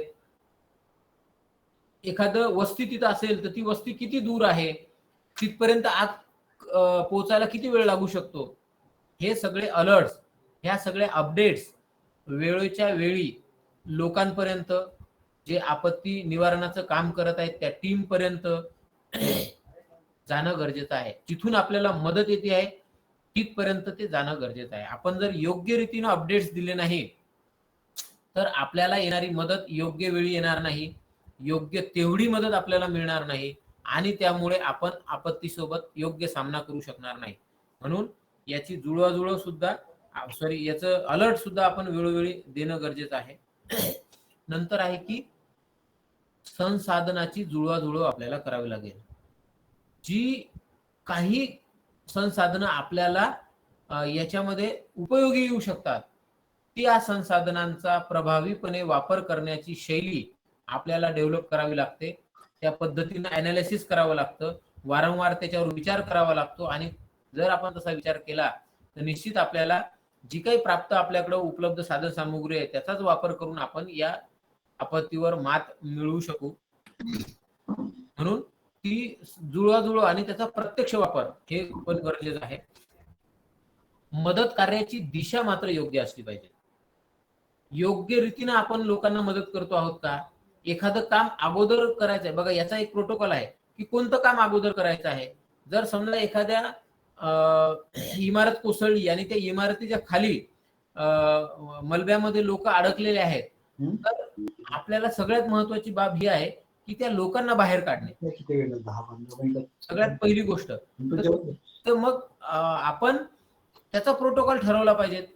आपण जर चुकीचे काम अगोदर केले तर जे लोक आतमध्ये आहेत ते त्यांना आपण वाचू शकणार नाही. काही लोकांना तर आपण वाचू शकू. समजा एकदम एखादा खाली गेला आणि वरतून काही मोठी वस्तू त्याच्या अंगावर पडली, तो वाचला नाही, त्याला आपण काही करू शकणार नाही. परंतु आपण वाचवण्यासाठी योग्य दिशेनं आपण निवारण म्हणजे आपत्तीचं निवारण आपल्याला करता आलं पाहिजे. नंतर आहे की आपत्तीतून आपण लोकांना वाचवू, त्यानंतर लोकांना अन्न, तिथे औषधी आणि निवारा ह्या सगळ्या गोष्टींची आपल्याला जमवाजमव जुळवाजुळव करायची आहे. मदत कार्य आपण जे करतो त्या मदत कार्याची सुद्धा एक प्रोटोकॉल ठरलाय, त्या पद्धतीनेच आपल्याला जावं लागेल. आता हे सगळं करत असताना आपल्याला कोणाकोणाचा उपयोग होऊ शकतो, हा ऍक्ट जो आहे, या ऍक्ट मध्ये आपण बघा, आपण कोणाची सेवा अधिग्रहित करू शकतो जिल्हाधिकारी म्हणून. आम्ही कोविडमध्ये काम केलं, तर कोविड ही फार मोठी आपत्ती आहे, तुम्हाला सांगतो. कोविड 8 वाजून 34 मिनिटं झाले, एक 15 मिनिटात आपण संपूया. शेवटचे 5-10 मिनिटं कोविडवर मी बोलेल. तर ही आपत्ती, कोणती आपत्ती असू द्या, आपत्ती व्यवस्थापन ऍक्ट हा अतिशय छोटा जरी ऍक्ट असला तरी हा सगळ्यात प्रभावी ऍक्ट आहे आणि या ऍक्टच्या आधारे आपण कोणाची सेवा, कोणतीही सेवा अधिग्रहित करू शकतो, कोणत्याही बाबी आपण वापरू शकतो लोकांच्या. जसं की त्यांची खाजगी जागा असेल, पाण्याचे स्रोत असतील, है ना, अन्नधान्याचा कोटा असेल, त्यांची वाहनं असतील, निवाऱ्याची ठिकाणं असतील, कोणत्याही बाबींचा वापर आपण या मदत कार्यासाठी करू शकतो, आपण अधिग्रहण करू शकतो. तर हे जे मदत कार्य आपण करतो, या मदत कार्यामध्ये कोणाकोणाची मदत आपल्याला होऊ शकते. बघा, मी तुम्हाला अगोदर सांगितलं एनडीआरएफच्या टीम आहे, एसडीआरएफच्या टीम आहे, आर्मी आहे. आर्मीची पूर्ण टीम आपल्या कामाला येते. नंतर गव्हर्नमेंटची जी जिल्हास्तरीय टीम आहे, तालुकास्तरीय टीम आहे, आपण त्याला तालुका आपत्ती व्यवस्थापन ची टीम म्हणू, जिल्हास्तरीय आपत्ती व्यवस्थापनाची टीम म्हणू.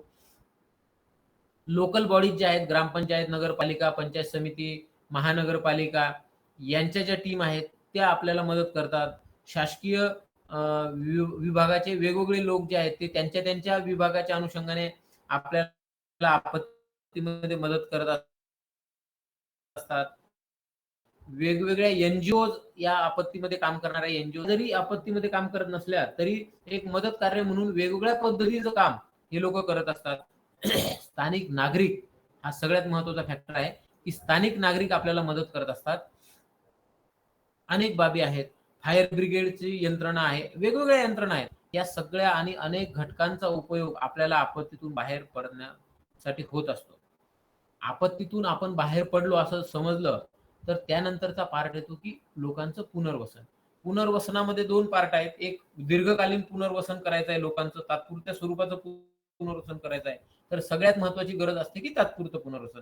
मग याच्यामध्ये काय असतं की लहान बालकं आहेत, वृद्ध लोक आहेत, नंतर गरोदर माता आहेत, स्तनदा माता आहेत, वृद्ध नागरिक आहेत, विधवा आहेत.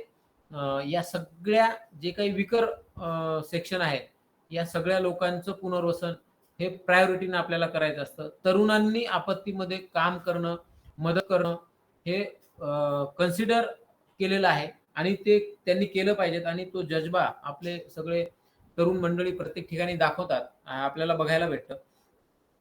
मग आता यांची जी आपल्याला पुनर्वसन करायचं यामध्ये वेगवेगळ्या या क्षेत्रामध्ये काम करणाऱ्या सामाजिक संघटना आहेत, जसं की लहान मुलांसाठी काम करणाऱ्या असू द्यात, विस्थापित लोकांसाठी काम करणाऱ्या सामाजिक संस्था आहेत, एनजीओ आहेत, बालगृह चालवणाऱ्या संस्था आहेत, वृद्धांची काळजी घेणाऱ्या संस्था आहेत, नागरिकांचे गट आहेत, स्थानिक एनजीओ आहेत, जिल्हा प्रशासन आहे, विविध शासकीय निमशासकीय संघटना आहेत आणि ऑर्गनायझेशन्स आहेत. या सगळ्यांच्या मदतीनं आपल्याला पुनर्वसनाच्या कामांमध्ये आपल्याला मदत करता येतं. त्यांना तात्पुरती निवाऱ्याची व्यवस्था करणं आहे, त्यांना परमनंट घरं बांधून देणं आहे, आरोग्य व्यवस्था आहे, कपडे, अन्न, औषधी या सगळ्या गोष्टी फार गरजेच्या आहेत. पुनर्वसित ठिकाणी आपण जे ट्रान्झिट कॅम्प्स लावू त्या ठिकाणी औषधोपचार आणि रेग्युलर हेल्थ चेकअप हे करणं सगळ्यात महत्वाचं आहे. नंतर पुढे काही लोकांना आपत्तीमुळे अपंगत्व येतं. त्या अपंगत्वावर मात करण्यासाठी ज्या काही बाबी करायच्या असतात त्या बाबी करणं आहे. त्यांचं शिक्षण आहे, त्यांचा रोजगार आहे. या सगळ्या अनुषंगाने मदत करणं हा सगळा पुनर्वसनाचा पार्ट आहे. मानसिक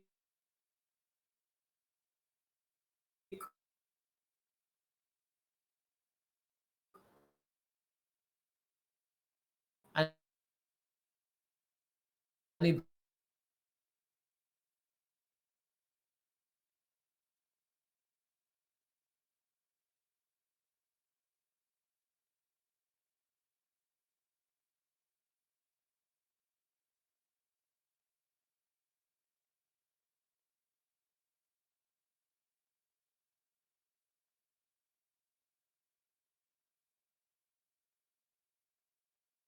आपत्ती आहे.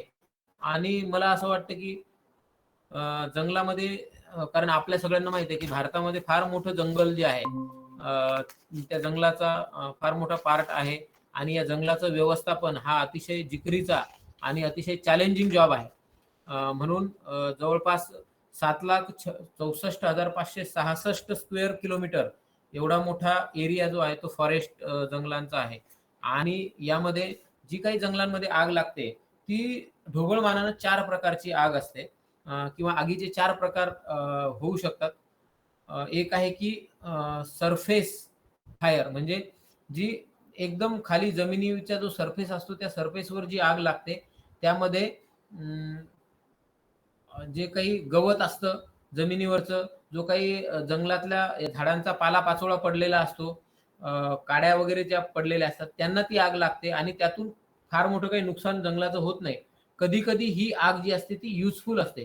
कारण काय असतं काही झाडं जे आहेत जसं की आमच्याकडे तेंदूपत्त्याचं संकलन होतं. सरांना सगळा डिटेल याचा अभ्यास आहे, की या तेंदूपत्त्याचं संकलनामध्ये बरेच जे स्थानिक लोक आहेत ते उन्हाळ्यामध्ये त्याला आग लावतात आणि त्याचे फुटवे जे आहेत मग ते अतिशय चांगल्या पद्धतीचे फुटतात आणि क्वालिटी पान तेंदूचं जे पान आहे ते क्वालिटी पान तयार होतं. त्यासाठी ही आग काही लोक आर्टिफिशियल आग लावतात. तर म्हणजे काही आग अशा असतात की त्याने जंगलाचा फायदाही होतो. सरफेस फायर ही पहिल्या प्रकारची आग आहे. दुसरी असते अंडरग्राउंड फायर.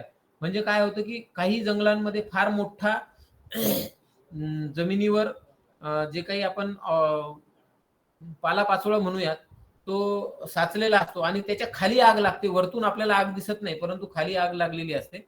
तर अशा पद्धतीची अंडरग्राऊंड फायर असते.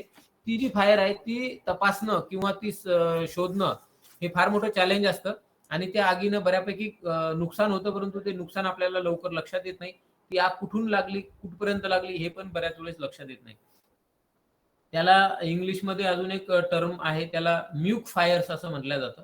नंतर आहे की ग्राउंड फायर्स की जी आग जी आहे ती ग्राउंडवर लागते. त्यामध्ये काही अंडरग्राऊंड पण असू शकते ती आणि ग्राउंडवर पण ती आग लागते. अशी जी आग आहे त्याच्यामध्ये बऱ्यापैकी नुकसान ही होऊ शकतं जंगलाचं आणि त्यातून जंगलातल्या ज्या स्थानिक प्रजाती आहेत त्यांना बऱ्यापैकी त्याचं नुकसान होतं. नंतर एक आहे क्राउन फायर्स असं त्याला म्हटलं जातं. ही मात्र फार मोठी आग असते आणि अशा आगी ज्या आहेत ह्या नॅचरली पण बऱ्याच ठिकाणी लागतात. काही ठिकाणी आग लावल्या पण जाते. जसं की आपत्ती मी अगोदर बोललो की मानवनिर्मित पण आहे आणि निसर्ग निर्मित आहे. तर आगी जंगलातल्या आगी सुद्धा मानवनिर्मित असतात आणि नॅचरली लागतात. नॅचरली ज्या आगी लागतात त्या फार कमी लागतात. कारण आग लागण्यासाठी जे बेसिक फायर ट्रायंगल जो असतो त्या 3 गोष्टी आवश्यक आहे. एक म्हणजे फ्युएल आवश्यक आहे, उष्णता आवश्यक आहे आणि ऑक्सिजन आवश्यक आहे. तर ऑक्सिजन आणि फ्युएल तर जंगलामध्ये उपलब्ध असतात. परंतु कुठून तरी आग जी आहे ती आग आली तर नॅचरली अशा पद्धतीने आग लागू शकते. एकदम रिमोट जे जंगल्स आहेत जिथे मानवी वस्ती जवळपास नाही अशा ठिकाणी काही मोठ्या प्रमाणावर आगी लागण्याच्या घटना आहेत. तर याचं व्यवस्थापन आपल्याला कसं करता येईल किंवा अजून आहे की मानव आणि जंगली प्राणी यांच्यामधला जो एक मोठा इश्यू आहे की आता बघितलं आपण की आमच्याकडे टिपेश्वर अभयारण्य आहे आणि त्यामध्ये भरपूर वाघ आहेत. त्याचं क्षेत्र जे आहे ते फार कमी आहे, छोटं आहे क्षेत्र आणि त्यामुळे वाघांची संख्या आता बऱ्यापैकी वाढली आहे. त्यामुळे वाघ जे आहेत त्यांना विशिष्ट खाद्य त्यांना वेळेत मिळालं नाही की ते बाहेर पडतात आणि मग ते शिकार करतात. वेगवेगळी जनावर आहेत. आता मागच्या आठवड्यामध्ये आमच्याकडे पिवरडोल नावाचं गाव आहे झरी जामनीमध्ये. तिथे एका तरुण मुलाची शिकार वाघाने केली आणि गावाच्या देखत सगळ्यांच्या देखत तो वाघ त्या मुलाची शिकार करत होता. आपण सगळ्यांनी पेपरला वाचला असेल. आपल्या फॉरेस्टच्या ग्रुपवर सुद्धा ह्या गोष्टी आल्या असतील.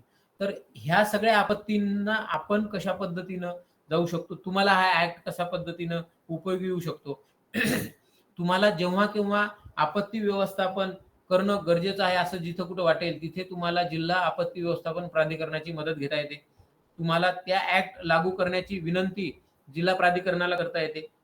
जिल्हा प्राधिकरण त्याची बैठक घेऊन खरंच आपत्ती व्यवस्थापन ऍक्टचं एखादं कलम इथे लावायची का याची शहानिशा करेल आणि मग ते लावेल आणि ते लावल्यानंतर तुम्हाला त्या अँगलने लोकांच्या सेवा विविध बाबींच्या सेवा तुम्हाला अधिग्रहित करता येऊ शकतात. म्हणजे आपल्याला सुद्धा फॉरेस्ट ऑफिसर म्हणून खूप महत्वाचा ऍक्ट हा असणार आहे आणि आपत्ती व्यवस्थापन हे कायम अपडेट आपण या बाबतीमध्ये असलो पाहिजे आणि म्हणून हा ऍक्ट आपल्याला तो लागू आहे. आपण त्याचा चांगला अभ्यास करावा आणि जस्ट परीक्षा द्यायची, चांगले मार्क्स मिळवायचे, पास व्हायचं यासाठी हा ऍक्ट चा अभ्यास करू नये. आपल्याला भविष्यात याची अंमलबजावणी करण्याचं काम पडू नये. काम पडलं तर फार अवघड असतं की आपण आपत्तीमधून नुकसानच होत असतं. म्हणून आपत्ती येणारच नाही, परंतु जर आलीच तर आपण प्रिपेअर्ड असलो पाहिजे. आपण जर प्रिपेअर्ड असू तर कमीत कमी नुकसान आपलं होईल. म्हणून आपण त्या अँगलनं अंमलबजावणीच्या अँगलनं या ऍक्टचा अभ्यास करावा. तर आपत्ती व्यवस्थापन ऍक्ट बद्दल मला एवढंच सांगायचं होतं. मी आता आपल्याला कोविड बद्दल एक 2-3 मुद्दे सांगतो की कोविड ही आपत्ती आली. 1853 चा तो ऍक्ट आहे. आपत्ती व्यवस्थापन साथरोग आपत्ती व्यवस्थापनच्या अगोदरचा साथरोग अधिनियम हा ज्यावेळेस भारतामध्ये प्लेग वगैरे आला होता त्यावेळेस तो ऍक्ट तयार झालेला आहे. इंग्रजकालीन तो ऍक्ट आहे. अतिशय छोटा ऍक्ट आहे आणि त्या ऍक्ट मध्ये आय थिंक काहीतरी 21-22च कलम आहेत. ज्यावेळेस कोविडचे पहिले रुग्ण आढळून आले महाराष्ट्रामध्ये 3 जिल्ह्यांमध्ये पहिले रुग्ण आढळून आले होते. एक मुंबई आहे, सॉरी पुणे आहे, नागपूर आहे आणि तिसरा जिल्हा यवतमाळ होता. कारण दुबईवरून आपल्याकडे लोकांचं ट्रॅव्हलिंग झालं होतं आणि त्या दुबईच्या च्या फ्लाईटमध्ये 3 यवतमाळ जिल्ह्यातले 3 लोक असे होते की जे प्रवास करून दुबईहून आले होते आणि ते तिघही नंतर पॉझिटिव्ह निघले होते. म्हणून महाराष्ट्रात सगळ्यात पहिल्या ज्या केसेस आल्या त्या केसेस पुणे, नागपूर आणि यवतमाळ जिल्ह्यांमध्ये आल्या होत्या. त्यामुळे सगळ्यात पहिले आम्हाला काम पडलं. आम्हाला तो ऍक्ट शोधावा लागला की जो ऍक्ट आहे साथरोग अधिनियम, तो ऍक्ट शोधला आणि मग त्यामध्ये कशा पद्धतीने जिल्हाधिकाऱ्यांना अधिकार आहेत, मग ते अधिकार आम्ही ऑर्डर तयार केल्या. त्या काही सुरुवातीला चुकल्या तर तपासून घेतल्या आणि मग चुकत शिकत गेलो. काहीही माहिती नव्हतं. कोरोना हा सगळ्यांसाठी नवीन होता, राज्यासाठी नवीन, देशासाठी नवीन, जगासाठी नवीन. त्याचं बिहेवियर आपल्याला माहित नव्हतं, त्याचा प्रोटोकॉल माहित नव्हता, त्याच्या मेडिसिन्स माहित नव्हत्या, काय झालं तर काय केलं पाहिजे हे काहीही माहित नव्हतं. सगळा संभ्रम होता. आपण रोज नवीन गाईडलाईन येत होत्या, सकाळी वेगळ्या, संध्याकाळी वेगळ्या, दुसऱ्या दिवशी वेगळ्या. त्यानुसार आपला प्रोटोकॉल बदलत होता, ट्रीटमेंटचा प्रोटोकॉल बदलत होता, डोसेस बदलत होते. लोकांना कुठे ट्रीटमेंट करायची, कशी ट्रीटमेंट करायची, हँडल कसं करायचं. म्हणजे असं होतं की आमच्याकडे ते लोक एका सोसायटीमध्येच राहत होते आणि ते लोक पॉझिटिव्ह निघले तर सुरुवातीला आम्हाला अशा सूचना देण्यात आल्या की त्यांच्या घरी जाऊन ते तिथंच राहतील. हे बघा, नंतर अर्ध्या तासानं असं लक्षात आलं की आपण त्यांच्या संपर्कात येऊ शकत नाही, त्यामुळे आपण त्यांच्या घरी जाऊ नये. आम्ही जर लोकांना घरी पाठवलं असतं, त्या संसर्गात झाले असते तर त्यांना संसर्ग झाला असता. म्हणजे कोणत्याही गोष्टी माहीत नव्हत्या. हळूहळू आपण शिकत गेलो, हळूहळू आपण त्याच्यावर मात करत गेलो आणि आपण कोरोनाची पहिली लाट जी आहे ती आपण घालवली. दुसरी लाट आली, दुसरी लाट अतिशय मोठी होती. पहिल्या लाटेमध्ये आपण बघितलं की आपल्या अवतीभोवतीचे लोक, काही ओळखीचे लोक बाधित होत होते, परंतु मृत्यू मात्र फार कमी लोकांचे झाले. परंतु दुसरी लाट एवढी प्रचंड आली की दुसऱ्या लाटेमध्ये बहुतेकांना, प्रत्येक घरामध्ये कोणाला तरी कोरोना झाला, प्रत्येकाच्या ओळखीतला कोणीतरी माणूस मृत्यू पावला, लोकांना ऑक्सिजन मिळाला नाही, लोकांना बेड उपलब्ध झाले नाहीत आणि प्रचंड नुकसान, मनुष्यहानी फार मोठ्या प्रमाणावर झाली. जरी मनुष्यहानी झाली असेल तरी महाराष्ट्र शासनाने एक महाराष्ट्र शासनाचा घटक म्हणून आणि प्रत्यक्ष या कोविडमध्ये काम केलेलं म्हणून मी खात्रीनं तुम्हाला सांगू शकतो की कोविड सारख्या आपत्तीमध्ये आपत्ती व्यवस्थापन ऍक्टचा अतिशय प्रभावी वापर महाराष्ट्र शासनानं केला. साथरोग अधिनियमाचा अतिशय प्रभावी वापर महाराष्ट्र शासनानं केला. ऑक्सिजन हा एकमेव याच्यावरची ट्रीटमेंट आहे, कारण लोकांना ऑक्सिजन दिला तरच लोक वाचतील. बाकी ट्रीटमेंट जी आहे ती सिम्पटमॅटिक आहे. सर्दी असेल तर सर्दीच्या गोळ्या आपण देणार, खोकला असेल तर खोकल्याच्या गोळ्या आपण देणार, त्याला आपण अँटीबायोटिक देणार, त्याला आपण व्हिटॅमिन सीच्या गोळ्या देणार. सगळी सिम्पटोमॅटिक ट्रीटमेंट आहे. परंतु खरी महत्वाची जी गोष्ट होती त्याला ऑक्सिजनची आवश्यकता होती. ऑक्सिजन लेवल झपाट्यानं ड्रॉप होत होती. त्यामुळे ऑक्सिजनचं मॅनेजमेंट करणं हा आपल्या पुढे सगळ्यात मोठा चॅलेंज होता आणि तो चॅलेंज आपण आपत्ती व्यवस्थापन ऍक्ट अंमलात आणून, म्हणजे इथे आमच्याकडे 2 ऑक्सिजन प्रोव्हायडर आहेत, ते दोन्ही खाजगी आहेत, त्यांचं आम्ही एका दिवशी रिक्विजिशन केलं. ते एकही थेंब ऑक्सिजन हा इंडस्ट्रीला देणार नाहीत. इंडस्ट्रीचे सर्व सिलेंडर जप्त केले, आपत्ती व्यवस्थापन ऍक्ट खाली जमा केले, साथरोग अधिनियम ऍक्ट खाली जमा केले. त्यांचा एक बफर तयार केला. खाजगी कोणीही ऑक्सिजन कुठेही विकणार नाही याच्यावर नियंत्रण ठेवलं. ज्यांनी कोणी करायचा प्रयत्न केला त्यांच्यावर एफआयआर दाखल केला. या 2 ऍक्ट खाली एफआयआर दाखल केला आणि ऑक्सिजन लोकांना पुरवला. प्रचंड चांगल्या पद्धतीचं मॅनेजमेंट महाराष्ट्र गव्हर्नमेंटनं ऑक्सिजन पुरवण्याबद्दल केलं. Out of state, out of म्हणजे वेगवेगळ्या राज्यातून ऑक्सिजन घेतला. त्यासाठी सगळे टँकर्स अधिग्रहित करणं असू द्या, काही टँकर कन्व्हर्ट करणं असू द्या ऑक्सिजन टँकरमध्ये, आणि प्रत्येक गोष्टीचं मॅनेजमेंट करणं असू द्या, त्याला जीपीएस लोकेशननं कोणता टँकर कुठं आहे, त्याला सुरक्षा द्यायची आहे तर या ऍक्टचाच वापर करण्यात आला. अशा पद्धतीनं अतिशय प्रभावीपणे महाराष्ट्र गव्हर्नमेंटनं या दोन्ही ऍक्टचा वापर करून कोविडमध्ये फार चांगलं काम केलेलं आहे.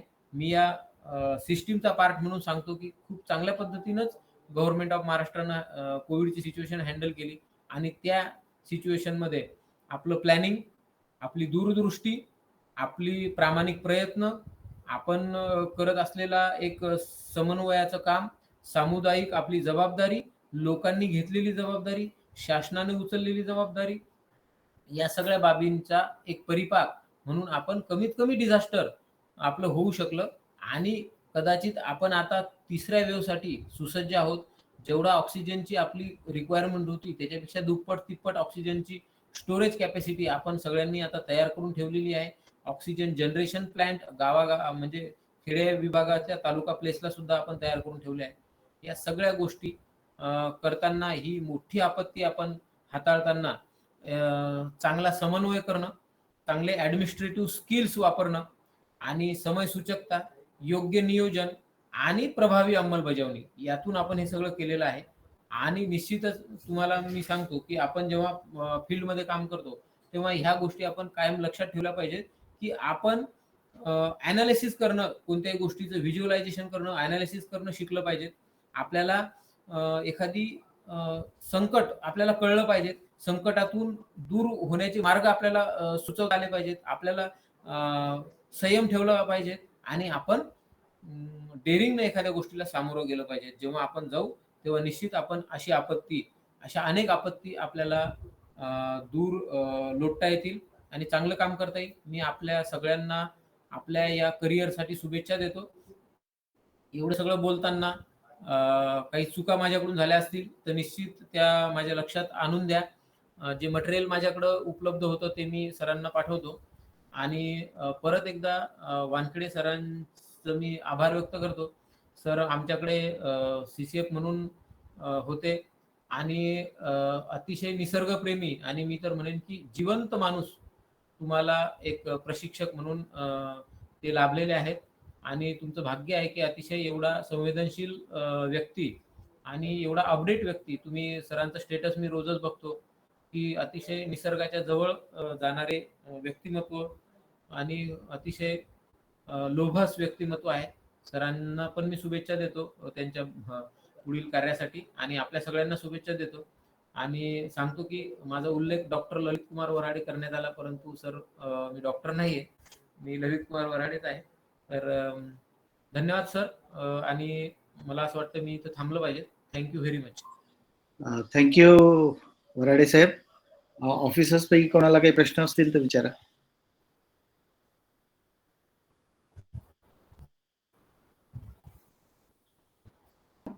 मला वाटतं आज आपण शेड्यूलच्या पुढे आहे, म्हणजे जास्त वेळ लागला आज, त्यामुळे कदाचित लोकांना हाच मोठी गोष्ट आहे. हा नाही, प्रश्न विचारायचे नाहीत. ज्यांना कोणाला प्रश्न असतील तर चॅट बॉक्स मध्ये टाका. Will get back to you. आणि उद्याचा नेहमीप्रमाणे सकाळी 9 वाजता आपला क्लास राहील. सो थँक्यू वराडे साहेब. Thank you very much. Thank you sir. Okay sir. Bye.